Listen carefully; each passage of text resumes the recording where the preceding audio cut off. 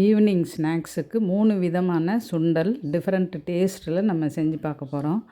பாசிப்பயிறு, பச்சை பட்டாணி, கொண்டக்கடலை இதிலெல்லாம். இந்த பாசிப்பயிரை ஒரு 2 மணி நேரம் ஊற வச்சு ப்ரெஷர் பேனில் அளவாக தண்ணி ஊற்றி இது மாதிரி தண்ணி இல்லாதபடி வேக வச்சுக்கோங்க. தண்ணி இருந்ததுன்னா அதை கீழே ஊற்றிடாதீங்க. இப்போ இன்னொரு பாத்திரத்தில் கொஞ்சமாக எண்ணெய், கொஞ்சம் கடுகு, கொஞ்சம் மிளகாத்தூள், கொஞ்சம் பெருங்காயம் போட்டு கொஞ்சம் கருவேப்பிலையும் போட்டு தாளிச்சிட்டு இந்த தாளித்ததை அந்த பயரில் சேர்த்துக்கோங்க. தண்ணி இருந்ததுன்னா அடுப்பில் வச்சு அதை கொஞ்சம் வற்ற விட்டுருங்க.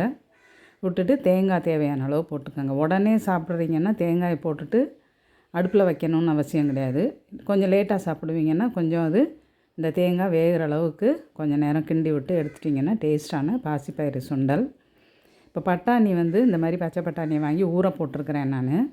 அதை ஓவர் நைட் ஊற வைக்கணும்.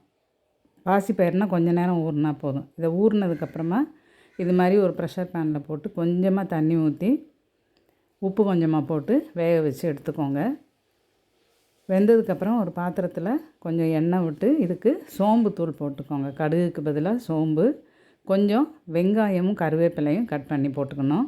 2-3 பல் பூண்டை தட்டி போட்டுக்கணும். பெருங்காயத்துக்கு பதிலாக இப்போ பூண்டு சேர்த்துருக்குறோம். சேர்த்துட்டு ஒரு அரை டீஸ்பூன் அளவு குழம்பு மல்லித்தூள், காரம் வேணும்னா மிளகாத்தூளும் சேர்த்துக்கலாம். கொஞ்சம் தேங்காய் போட்டு எல்லாத்தையும் நல்லா கலந்து விட்ருங்க. கலந்து விட்ட உடனே இதில் நம்ம வேக வச்சு வச்சுருக்கிற பட்டாணியை சேர்த்துக்கிறோம். இதுவுமே நீங்கள் உடனே சாப்பிட்றதா இருந்தால் தேங்காய் ரொம்ப வதங்கணும்னு அவசியம் கிடையாது. இல்லை லஞ்சுக்கெல்லாம் வெளியில் எடுத்துகிட்டு போகணுன்னா கொஞ்சம் தேங்காய் வேகிற வரைக்கும் டைம் கொடுக்கணும் நீங்கள். இது மாதிரி எடுத்து வச்சிங்க அப்படின்னு சொன்னால் இந்த சுண்டலை ஈவினிங் ஸ்நாக்ஸுக்கும் சாப்பிட்லாம், லஞ்சுக்கும் நீங்கள் சைட் டிஷ்ஷாக எடுத்துகிட்டு போகலாம். இதுவும் டேஸ்ட்டாக இருக்கும். அடுத்தது கொண்டக்கடலை சுண்டல் எப்படி செய்கிறது, அதையும் நைட்டு ஊற வச்சிடணும். இல்லை ஈவினிங் செய்கிறதா இருந்தால் காலையிலே ஊற வச்சிடணும். வச்சுட்டு ஒரு பாத்திரத்தில் கொஞ்சம் கடுகு போட்டு கொஞ்சமாக வெங்காயம் கருவேப்பிலை தாளிச்சிக்கோங்க. கொஞ்சம் சீரகப்பொடி போட்டுக்கோங்க. குழம்பு மல்லித்தூள் 1 டீஸ்பூன் போட்டிருக்கிறேன் பயிருக்கு தகுந்த மாதிரி.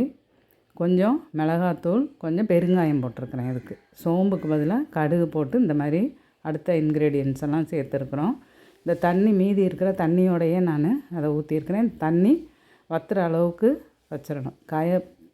பயிராக இருந்தாலும் காய்கறியாக இருந்தாலும் வேக வச்ச தண்ணியை வேஸ்ட் பண்ணாமல் நீங்கள் அதை யூஸ் பண்ணணும். இப்போ இது கூட வேணுங்கிற அளவு தேங்காயை சேர்த்து நீங்கள் எடுத்துட்டீங்க அப்படின்னு சொன்னால் இதுவும் நல்ல டேஸ்ட்டாக இருக்கும். கொஞ்சமாக மல்லித்தழை தூவிக்கலாம். கொஞ்சம் சின்ன வெங்காயத்தை அல்லது பெரிய வெங்காயத்தை கட் பண்ணி போட்டுக்கலாம்.